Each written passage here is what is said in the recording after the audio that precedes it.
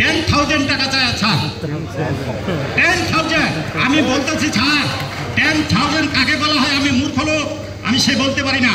হচ্ছে ওরে বোকা, 10,000 জমি রেজিস্ট্রেশন করিবা যাইতে চান, বুঝলেন? আমার 3 মাস থেকে সে ঘুরায়, 3 মাস থেকে ঘুরায়, তাও রেজিস্ট্রেশনে না।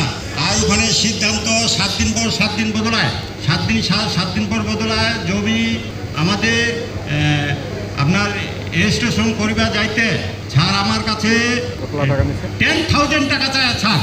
10,000 আমি বলতেছি ছাড়। 10,000 কাকে বলা হয়? আমি মূর্খ লোক, আমি সে বলতে পারি না। হচ্ছে ওরে বোকা, 10,000 টাকা লাগবে ছাড়। এটা কি কোথায়? আমি কথা কাকে বিচার দেবো? কোন যুগে আমি ইয়ে করে আছি স্যার? আমি তো সাধারণত একটা কৃষক লোক, আমার জমি জমা আছে, হাল করি। একটুখানি দাঁড়ান, আমি আগে আপনার বিষয়টা বুঝে নিই। 10,000 টাকা বা 10,000 তফসিল নাম্বার হলো, আপত্তি নাম্বার হলো 1562 আর 1561। ডিপি খতিয়ান 493/1 ও 623/1 জরিপপূর্বক রেকর্ডভুক্ত করার জন্য 30 ধারায় আপত্তি দাখিল করেছেন উনি।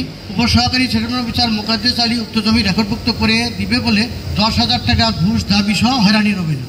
এটা স্যার এই অবস্থায় আছে। আমি দেখলাম স্যার, কালকে যখন পেলাম আমি সেখানে দেখলাম মোকাদ্দেস আলী উনি এখানে সংযুক্তিতে আমার এই উপজেলায় আছেন। উনি স্যার এই 271টি কেস নথি উনি শুনানির জন্য উনি বরাদ্দ পেয়েছেন। শুনানি অন্তে নিষ্পত্তির জন্য উনি পান।